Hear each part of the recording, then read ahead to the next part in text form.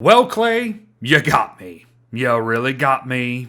But here's the deal, everyone. A hotfix released late last night that makes one video almost completely worthless and the other in need of some additional love, so to say. But it's all good, however. This here video should kinda cover our tracks, so to speak. So let's fire through some of these changes, yes? And this first one is pretty sad, but I do kinda get it. Folks, the Celestial Champion here can no longer be telelocated off the lunar island, even if you do have a focus fully ready to do so.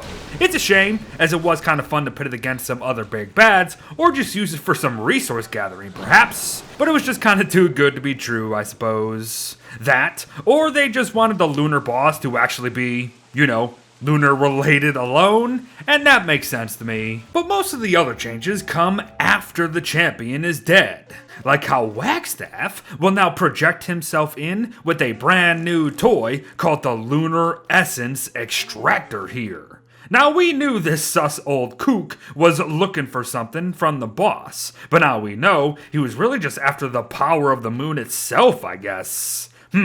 What are you up to, my dude? Oh, and speaking of the moon, once the Celestial Champion is dead, it would appear as if the moon itself appears glassed over forever, folks. No more simple crack on the lunar surface, it seems. The entire celestial body of the thing is literally glassed. Cool stuff, but probably not good. But yes, here's where the real cool stuff comes into play from the hotfix. The changes to the Enlightened Crown here. No Sanity Gate tweaks or added perks per se, which is still somewhat unfortunate. However, placing at the top our noggins now opens up 5 additional slots. 5 additional slots for what, you ask? Well, mushroom spores and mushroom spores alone, apparently. Because we can fill the Enlightened Crown with green spores for a much more emerald looking color to the thing now. The blue spores will tint the crystals blue, of course, however I do kind of wish it was a bit more perhaps. And finally, the red spores will light up the crown red, but kind of orange-like still too.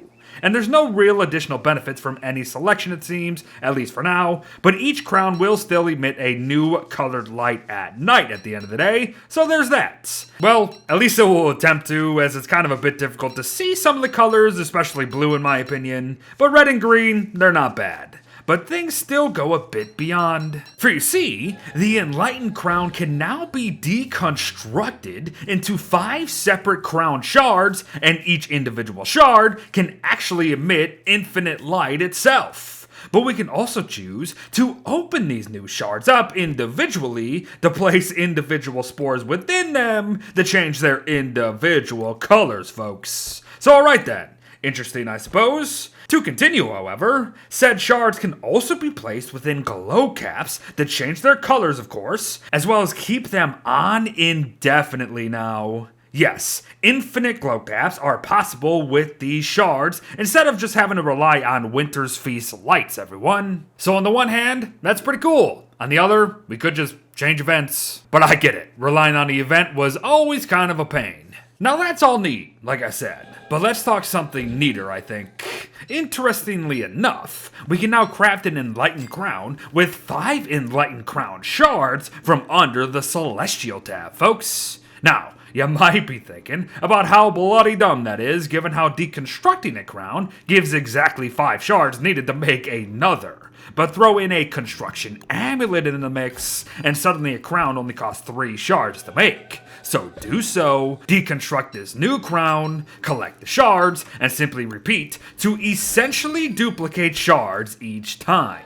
Plus, this can just lead to more crowns without having to defeat the champion over and over and over again too, which is cool stuff, because let's face it, his loot's not that great. But that's still a whole other conversation that Clay's probably having themselves. So let's just leave with one last note, and that would be that moon gleams no longer hurt walls periodically. So rejoice any base builders who have unfortunately been hit by a random moonstorm following this event. Still though, the charged glassy rock pool things still do damage stuff, so be mindful there. But there you have it, everyone. A rundown on most of the notable changes done to the Eye of the Storm update for Don't Starve Together with this little hotfix. If you want to read up on more, I'll leave the link for you down below. And they're okay. Nothing too crazy or anything, but I do kind of feel like they're still just not giving the crown enough oomph, if you know what I mean.